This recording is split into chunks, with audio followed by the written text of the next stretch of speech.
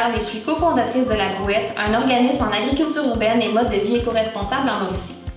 Aujourd'hui, on vous présente une capsule sur les pousses. Premièrement, c'est quoi ça les pousses? C'est des très jeunes pousses de plantes entièrement comestibles qui sont cultivées dans du substrat. C'est un concentré de la plante adulte et on en mange la tige et les premières feuilles. Pourquoi faire des pousses à la maison? Il y a plein de raisons. C'est économique, nutritif, écologique, éducatif, rapide, simple et goûteux. Et en plus, en hiver et au printemps, ça nous permet de nous mettre les mains dans la terre. Quand on commence à faire des pousses, on a besoin de quelques éléments. Premièrement, il faut des graines. Je vous conseille des graines à germer biologiques en vrac. Pourquoi en vrac? Parce que ça permet d'acheter des petites quantités pour faire des essais et voir si on aime le goût et la façon de les cultiver. Pour savoir où acheter des graines en vrac, cherchez Épicerie biologique vrac sur Internet et vous verrez les commerces qui en vendent dans votre région. Vous savez pas quelles graines choisir? Je vous suggère tournesol, sarrasin noir, radis et pois verts. C'est des graines simples à faire pousser et parfaites pour commencer. Deuxièmement, on a besoin de contenants. Commencez par regarder ce que vous avez déjà à la maison. Un plat large mais peu profond, comme des contenants d'humus de l'épicerie ou des contenants à sushi. Ensuite, ça prend du substrat. Ça peut être un terreau à pousses et à semis, très simple et accessible, mais il existe aussi d'autres types de substrats, comme celui-ci à base de pâte de bois. Finalement, on a besoin d'une fenêtre bien éclairée ou encore d'un fluorescent à semis. Avant de commencer, il faut penser à certains détails comme le temps de trempage. Renseignez-vous pour chaque graine parce que ça peut varier. En général, on peut faire tremper les graines de 8 à 12 heures.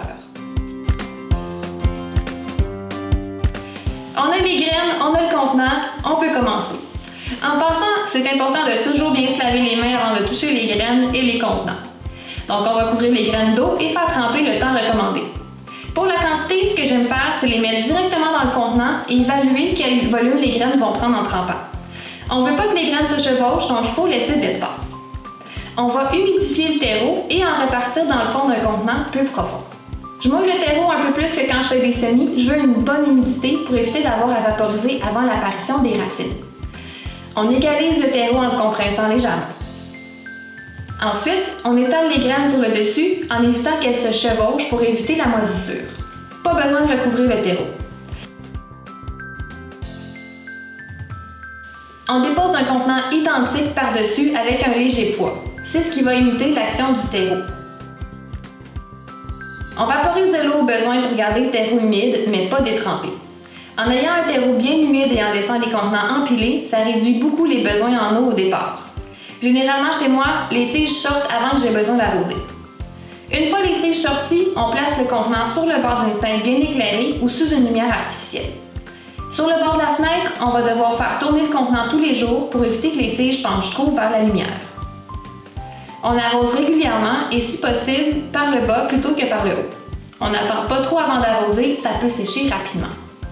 C'est prêt lorsque les pousses présentent leurs 2 premières feuilles. On récolte en coupant à la base des tiges. On peut récolter au fur et à mesure qu'on les mange, mais il faut récolter avant l'apparition de la deuxième paire de feuilles, sinon le goût change et ça devient plus coriace. On rince la récolte et on la conserve au frigo avec un linge pour absorber l'humidité.